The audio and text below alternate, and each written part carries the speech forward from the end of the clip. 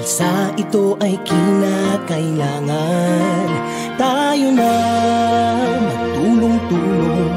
Napaon na rin ang mahal nating bayan.